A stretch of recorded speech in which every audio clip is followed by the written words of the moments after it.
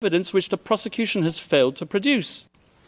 And I say this with justifiable cause, particularly with respect to the Duterte rhetoric, as we will prove during the substantive part of our submissions.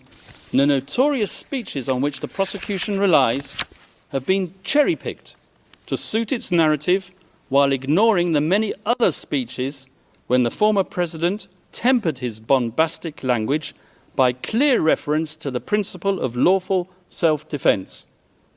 We, the defence, have read as many of these speeches as we can find.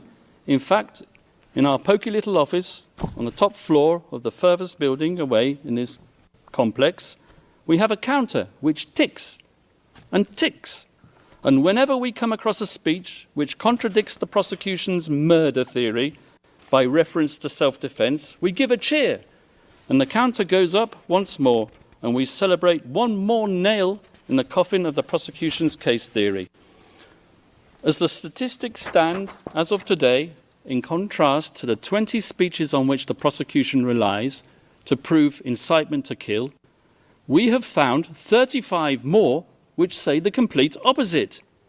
Let me give you 2 examples from the very speeches that the Deputy Prosecutor himself cited today. Let's refer first of all to the famous Pietà speech, which the Deputy Prosecutor referred to. So, this is what the Deputy Prosecutor said. Those of you who are still sober, those who haven't tried illegal drugs, if you don't want to die or get hurt, don't rely on the priests, including human rights advocates. They won't be able to prevent deaths, and so it goes on. But if we look further on in the very same speech, something which maybe the Deputy Prosecutor didn't do, this is what he had to say. To our police officers and other officials, do your job, and you will have the unwavering support of the Office of the President. I will be with you all the way. Abuse your authority, and there will be hell to pay, for you will have become worse than criminality itself. Well, there you are. You have it straight in your face.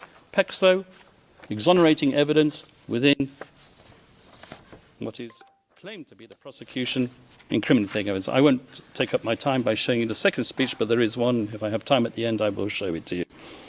So if you add to that another 10 speeches out of the 20 speeches on which the prosecution rely in its document containing the charges, after all, we are in a court of law and we rely on evidence. And what is the evidence that's produced of these speeches? 20 of them. 10 of them, I submit, and we will show this in the substantive part of our submissions, contain exonerating evidence which support the defence case theory.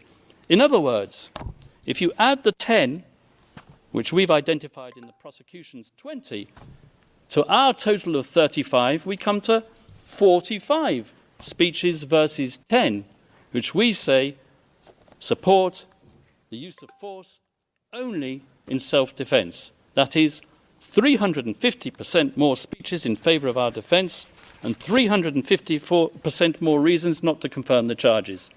And you can bet your bottom dollar that at the end of today's proceedings, either the victim's self-styled legal assistant to ICC counsel or a prosecution intern will be tasked with scouring the web, looking for the means to prove Kaufman wrong. And I will declare it, and I'll declare it loudly and clearly, as if the prosecution didn't know it already. It's not enough to state that since the former president made those extremely inflammatory statements and deaths occurred, that he must, as a matter of course, be criminally responsible for those fatalities. At this stage of the proceedings, the prosecution needs to show substantial grounds to believe that the former president actually desired and foresaw that people would be killed as a result of his incendiary language.